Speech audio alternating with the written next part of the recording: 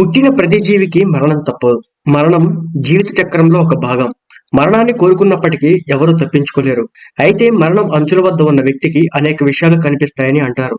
గరుడ పురాణంలో ఈ విషయాలు ప్రస్తావించబడ్డాయి. గరుడ పురాణం విష్ణువుకు అంకితం చేయబడింది. హిందూ మతంలో 18 మహాపురాణాలున్నాయి. అందులో గరుడ పురాణం ఒకటి.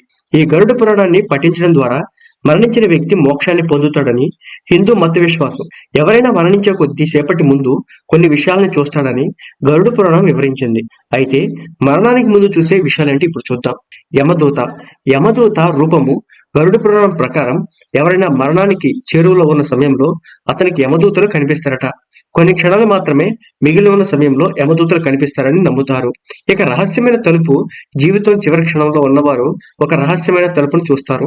గరుడ పురాణం ప్రకారం ఈ రహస్యమైన తలుపు నుంచి ప్రకాశవంతమైన తెల్లని కాంతి వెలువడుతుంది. అది మరణ సమయం ఆసన్నమైందని సంకేతమని నమ్మకం.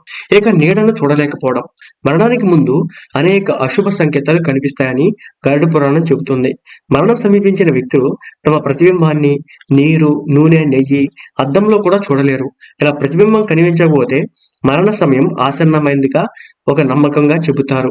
ఇక పితృదర్శనం. ఒక వ్యక్తి మరణానికి ముందు తమ పూర్వీకులను చూస్తాడని గరుడ పురాణంలో చెప్పబడింది. ఇలా జరిగితే మరణ సమయం దగ్గర పడిందని సంకేతంగా కూడా భావిస్తారట. ఇక గరుడ పురాణం ఎప్పుడు పఠిస్తారు? ఎవరైనా చనిపోయిన తర్వాత మాత్రమే గరుడ పురాణాన్ని పఠిస్తారు. మరణించిన వారి ఆత్మ 13 రోజుల పాటు ఇంట్లో ఉంటుందని నమ్ముతారు. ఆ సమయంలో గరుడ పురాణం పారాయణం చేస్తే మరణించిన వ్యక్తి మోక్షాన్ని పొందుతాడని వారి యొక్క నమ్మకం.